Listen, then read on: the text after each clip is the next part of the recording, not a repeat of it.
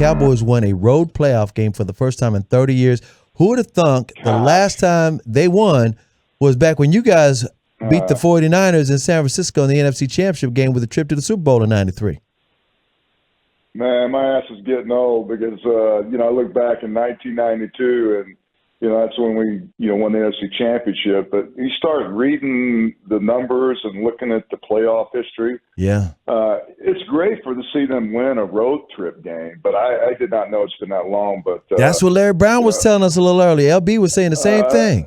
It's crazy, and it's crazy to think even this year for the Cowboys, just the way this thing has pivoted the different direction. The sky was flying when they got beat by Tampa here in Dallas, and then they did what they did last night, embarrassed and made Tom Brady look ancient. Mm-hmm. It's amazing how things change so quick, but certainly hasn't been that quick, as you mentioned. It's been since 1992. So, hey, on to the next one in San Fran. It should be a great game.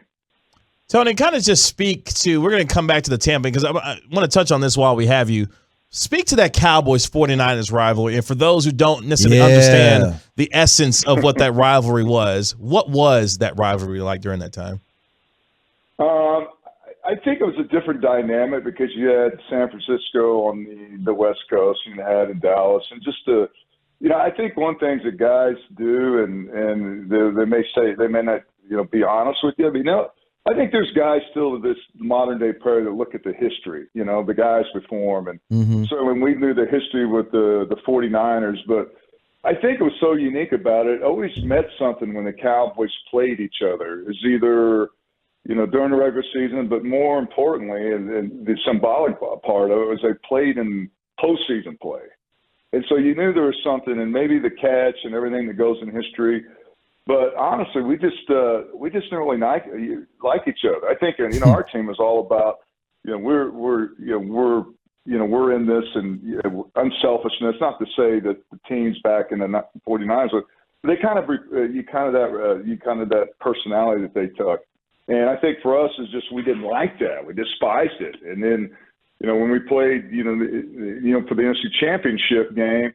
We are underdog. We're the ones that were lucky to be there. So the youngest team in the NFL to win the Super Bowl at the time. Yeah, and it just resonates, and it just depends on what the narrative is. Is that you're the underdog? They give you a chance, and the personalities. The quarterback certainly it was Steve Young's and Joe Montana's, and then now it's totally different. Now you got this kid.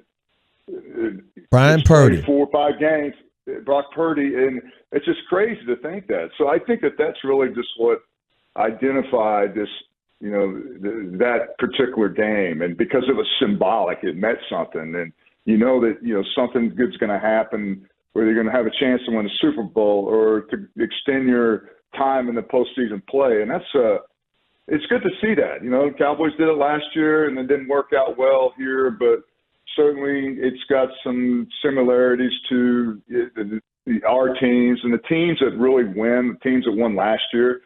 So who's to say it'll change? But right now it's good to see them bounce back, especially against Washington. It was a very dismal loss and really wasn't the kind of energy you wanted going into your first playoff game. Yeah, you usually like to have some momentum. You mentioned that 49ers-Cowboys rivalry back in the 90s. We can talk about the 80s too, but in the 90s, everybody knew this is to add to what you're saying. Whoever won the Cowboys-49ers playoff game automatically won the Super Bowl. Whoever was in the AFC, y'all were that's who got beat. Because the 49ers, the Cowboys were dynasties. And it was like that was the best teams in the NFL. So it's kind of like, okay, that's the difference between now and then. Now, right now, I think the Dallas Cowboys want to prove something to the 49ers from last year because I think you were at that game at AT&T Stadium last year where 49ers came in and slapped everybody around. Certainly it does, and I think that if you just get on social media and you look at all the Cowboy fans, now it's just been this kind of a weird relationship we've had with this team over the years, and for me that's important, but you're right. It meant something, Chris. And who's to think that if the Cowboys beat them out in in San Francisco. Then they get the winner of the Giants and the Eagles game. I really think the NFC Championship could be the team, obviously, San Francisco's favorite, but I think it could be one of the teams that play this weekend, that being Dallas and San Francisco. Mm-hmm. Tony Casillas, two-time Super Bowl champion, joining us right here on the Get Right with Reggie KG on 105 through the fan via the Diamond Factory hotline. With that, you were talking about, obviously, the matchups this weekend. 3 of the 4 teams left in the NFC playoffs are from the NFC East. Just speak to how good this division has proven to be throughout the course of this NFL year.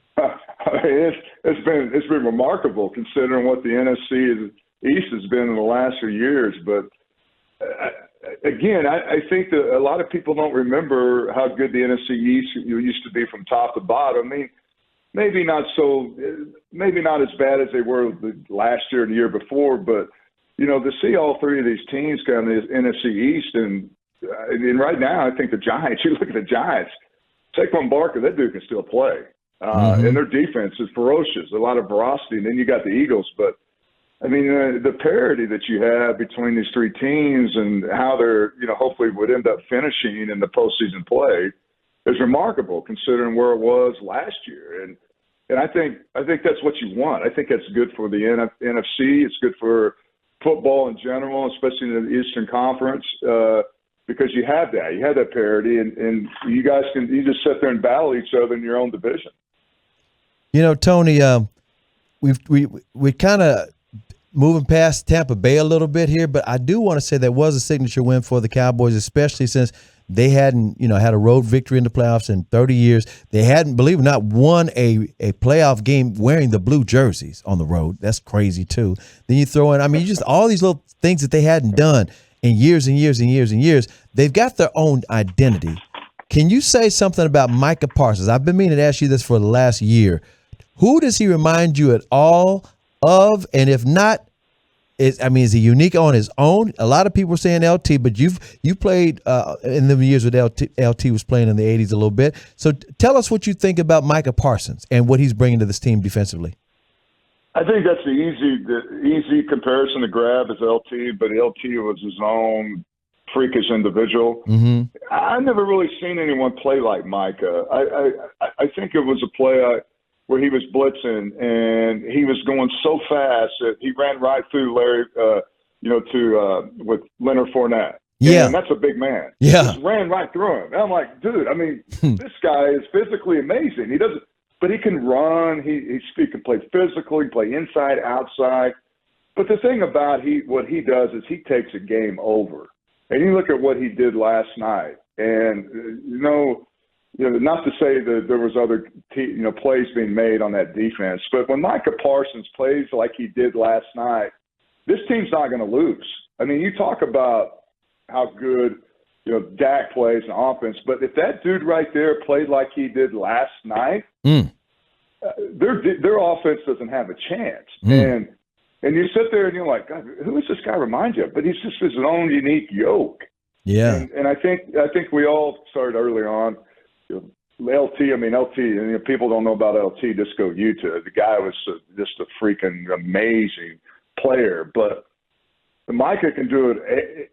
He can do it everywhere. And as much as he's great as an edge rusher, what he does inside and plays the run, and you look at him, he's very deceiving. I mean, you've seen the guy. I mean, he's a big dude, but man, he runs a 4.3 and he weighs 255 pounds. I mean, there's not too many people around here that I can think of that remind me of what he is as a player and how he can take over a game by himself. Tony, before we let you go on this evening, what do you want to see from this Cowboys team that you saw on Monday night that they need to take forward with them as they get ready to take on a very talented San Francisco 49er team? I want to see the confidence that they play with. There you go. And although the first 2 drives weren't the best, they found a way to adjust and make plays. And really, I think that they just have to the plays be sound. And I think that I think you saw the game kind of slow down a little bit more for Dak. Mm-hmm. And when that happens in the playoffs, it just speaks so many volumes. And I know it's early. I mean, people are excited about it, the way he played. But I think that's the thing that's going to drive this team, is that stay consistent in who they are. And, don't get discouraged. And I think that they play with that confidence, and they go out there with that swagger, as our boy Jimmy Johnson used to use so much. Mm-hmm. And they got a chance to surprise a lot of people and ultimately win the game. And we appreciate you so much, TC. All right, brother. You guys take care. It's always a pleasure.